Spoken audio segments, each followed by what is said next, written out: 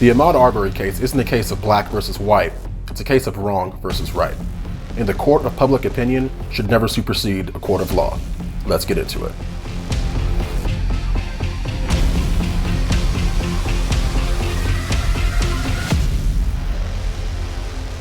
Howdy y'all, welcome back to the Wright Brothers. Thanks for taking the time to come and join us today. What we want to talk about is, obviously everyone has seen and heard the news about the Ahmaud Arbery shooting that happened in Georgia back in February of this year.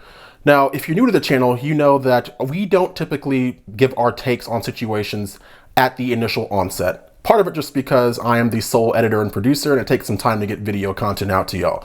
But what that does give us also is the chance to fully digest the information and as more details come to light. And it's a beautiful thing because, as we've seen in the past, people have been more than willing to jump the shark and make presumptive assumptions based on very little information whatsoever. We saw that bear itself out with the Covington Catholic situation only a year and a half ago. And now we're seeing the same thing happen again with the Ahmaud Arbery situation. What we're going to do with this video is we're going to give you two different takes. My brother and I, we may not have the exact same views on this, and that's okay. It's important to be able to talk out how we're feeling, what we think, and do so in a manner that is civil, in a manner that's not going to be counterproductive. So I'm going to give my take now. And what I'll start with is this. When I first saw the video of the Ahmaud Arbery shooting, my first question was not, okay, well, what's going on? What's going on? My first question is, why was this being recorded in the first place? Something obviously had to have transpired because, let's be honest, the average person isn't sitting there just driving around on a Sunday saying, there's a black person in my neighborhood, let me pull out my cell phone and record this person. And then later on in the video clip, you see that there's actually a truck actually parked ahead already as if it was waiting for Ahmaud Arbery to arrive. So that was my first question. So that was my first clue as to that something must have transpired before this video clip in order for us to get to this point that we're at now. Now, obviously, there's been lots of talk back and forth about what the legalities of the Georgia law is. And we are not law experts. Very few people even who are watching on this platform are. But we are aware of the laws as they are written. And what we really want to do is take this all back to what is right, what is wrong. So with the Ahmaud Arbery situation, obviously there is video and 911 calls that have surfaced that show that there was an individual who was walking up to a house and then ducked into this house that was under construction that was later found to be the house of Larry English. And we don't have all the information. We don't have all the video from that event. We only have 7 seconds as of this recording. But on the external camera, you see someone actually walk out to ostensibly confront Mr. Arbery. And then you see him take off running. And then shortly thereafter, that is when the video clip that we all saw actually took place. So the questions that I have, there are more questions than answers with this case as it stands today. The first question obviously is, what was Ahmaud Arbery doing walking into the house? And obviously it is not necessarily against the law per se. People do go onto construction sites to see what is going on, but we have to look at what the actual laws on the books say. And then additionally, the problem that I had was, okay, so if someone did confront Mr. Arbery, if you are just, a well-meaning person, if you are just walking and checking out a construction site, then why would your initial reaction be to take off sprinting down the road instead of just explaining what you were doing there in the first place? So to me, that's slightly incongruous. Now, the other thing I want to talk about, though, is the McMichaels and the actions that they took. Again, we need to go back to the laws and say that I believe the ire and the uproar should be possibly over the laws that are on the books that would make a citizen think that they had the right to accost or apprehend someone else via citizen's arrest. So, and there's a huge problem when you start talking about legalities, because then you start looking at probable cause and if it's beyond reasonable doubt. And again, we are not legal scholars, but I do think that it was spurious of them to assume that it was okay to jump in their vehicles and try to apprehend him, especially if the police had already been called. And we've heard the 911 calls by now. So at the end of the day, what this has boiled down to is a tragic consequence that could have been prevented based on actions that I believe come from both sides. And when people are trying to cast aspersions towards Ahmaud Arbery's character, let's be honest, we never want to be those individuals who are immediately going to retroactively blame someone of malfeasance. It's akin to saying, oh, well, this person jaywalked 10 years ago, so they deserve to get hit by a car. It doesn't add up. It doesn't make sense. That's my take on it. I don't think that anyone should be jumping to conclusions right now. I think it's counterproductive. I think we need to wait for more information to come out, but also be pragmatic when we are faced and presented with this information and say, what are we going to do with it? Are we going to allow our own preconceived biases to determine what our thoughts are on the case? Are we going to let our favorite influencer or celebrity dictate how we should think about this case? These are all questions we need to turn inward and ask ourselves before rushing to judgment, because the court of law will decide who was in the right and who was in the wrong and what justice should be served in whatever form it may take. But I do want to throw the floor over to my brother now and let him give you his thoughts on this tragedy and see it from his perspective at the same time. Well, yeah, thank you, Damani. And like you, my first introduction to the video was through social media. This was actually leaked. It was an incident that happened back in February, a few months back, and it was leaked to the press, to the media, in a little bit of a ham-fisted effort to bring some justification to the McMichael side, as I understand it, to give them a little bit more of a legal leg to stand on. It seems to have grown into a conflagration that I don't think the legal beagles down there maybe thought was coming. Obviously, there's a lot of emotion on both sides. But what I like to do, I am a very pragmatic person. I don't really like to jump to any conclusions, especially based off of grainy footage. Like Damani, I was wondering, okay, where did this come from? Who shot it? And then before I could even delve into the whys and wherefores, all of a sudden, all I saw all over social media were people projecting their own biases onto it, and that's what I really wanted to speak to. We can discuss the legal angles from now until the cows come home, and I'll leave that for better qualified individuals. But what I do want to address is how instantly people jump to their corners of black perpetrator, white vigilante, and then started making their assumptions based off of that. And let me preface this by saying I've been to and through Georgia many times. I was actually there in Georgia late last year for a football game. Me and a college friend of mine, also a minority by the way, went down there and spent the better part of 2-3 days in Georgia. Had nothing but a good time. No racial incidents whatsoever. We do know there are racists in Georgia. There was a social media video with the high schoolers that they were throwing around the N-word and other slurs very casually. They were suspended. So I'm not going to sit here and pretend that it's all rainbows and butterflies, but at the same time, why are we going to jump to casting this through a racial lens? Based on the facts as I know them today, and more may come out, race was not specifically a component here. Of course, we can look at the colors on the video, two white men and a black victim, but if that's all that we see, I believe we're missing we're missing the forest for the trees. It's my reaction would be the same to a video like that, regardless of the colors involved. If they were the same, if they were different, if there were different combinations.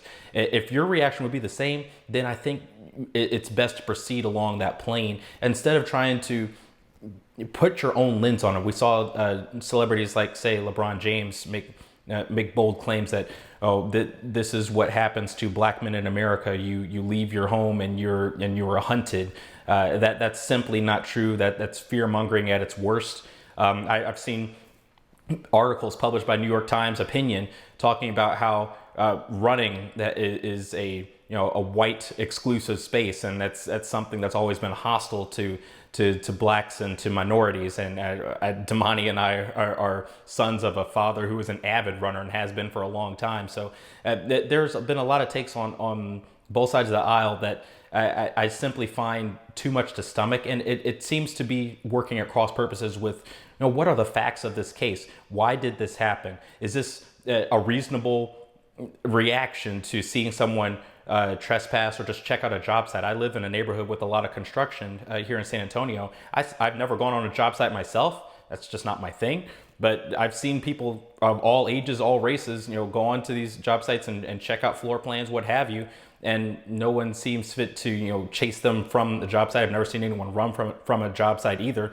But it makes you stop to wonder, what did you think gave the McMichaels the justification? They were on the phone with the police, and then they saw Arbery take off. They never said that they saw him take anything. They never even mentioned anything about a citizen's arrest. That came out later as part of a little bit of an exoneration attempt on the back end, to give them a justification for going after Arbery in the first place.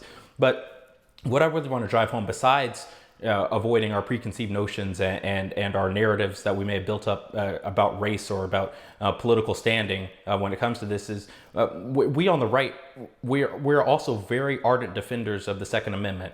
And something that I have seen that's a little bit disturbing is incidents like this are exactly what the left side of the aisle will use as a sword of Damocles to hold over you, to hold over the Second Amendment as a justification for needing it to be curtailed.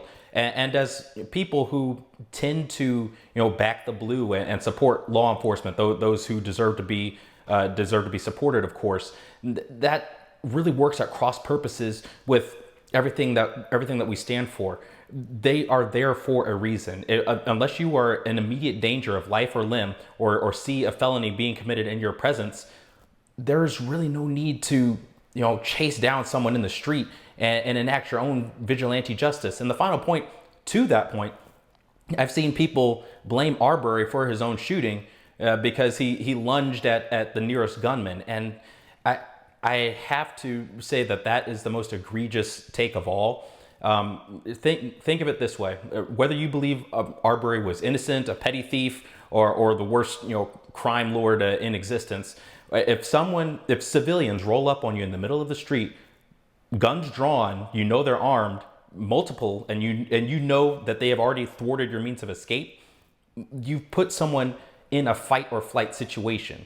And if you take away their flight, you have to expect some sort of a fight. So it's disingenuous to the hilt to assume that, if he lunged for a gun, then he deserved to get shot, when he was placed in that position either illegally or under very, very flimsy legal circumstances that are well outside the realm of the normal human experience. So in closing, there's so much to unpack here, and I'm sure there will be more information that comes out in the coming weeks regarding the particulars of the situation. But I would urge everyone to refrain from jumping to too many conclusions, wait for a little bit more evidence, and at the same time, try to apply a little bit of common sense to it and realize that your reaction here needs to be congruous with similar situations down the road. This is not Trayvon Martin. This is not Michael Brown and Ferguson. Let's not conflate the two things, but realize what your stance here says about the rest of your positions regarding the Second Amendment, regarding law enforcement, regarding race. It all kind of comes to a head right here, and consistency is the key to establishing a legitimate political discourse. So, Damani, I could wax on forever on this subject. I'm sure we will later on social media. But what do you have to say in closing? How can we proceed with caution from here on out? Yeah, what I'll say is, when you make assumptions and rush to judgment, no one wins. Everyone loses. And it's very important to not fall for this very obviously laid trap of identity politics, which also goes back to the whole purpose of our channel. There's a reason that our channel's tagline is identity politics is dead. And it's for instances just like this, because when you begin to start picking a side based on those immutable characteristics, then you strip yourself from the ability to think critically and have that deductive reason that you need now more than ever with cases like these. I've seen people who want to fall in line behind whatever their favorite influencer is and all.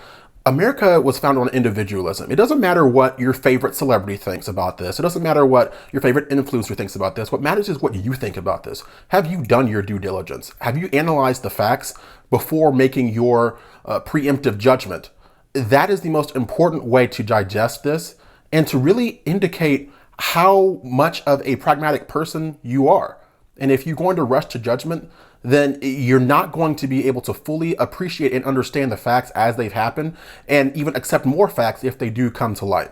So obviously this is a very tragic case. Here at the Wright Brothers, we do believe that all lives matter, and all lives doesn't matter if you're a black life or a white life. We care about all the same, both inside and outside the womb. But what we want to know is, what do you think about this? What is your take? What are your thoughts? What have you heard?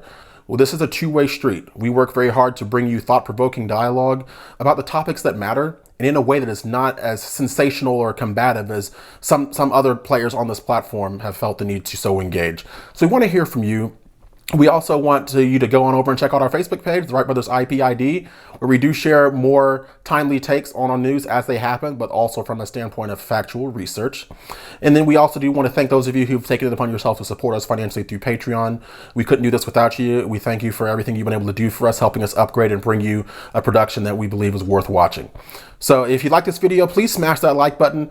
Subscribe if you haven't already. That's the easiest way to help the channel out. Help us keep spreading the word. Identity politics is dead. We're going to keep monitoring this case. We know y'all will as well, but don't rush to conclusions. Be your own person.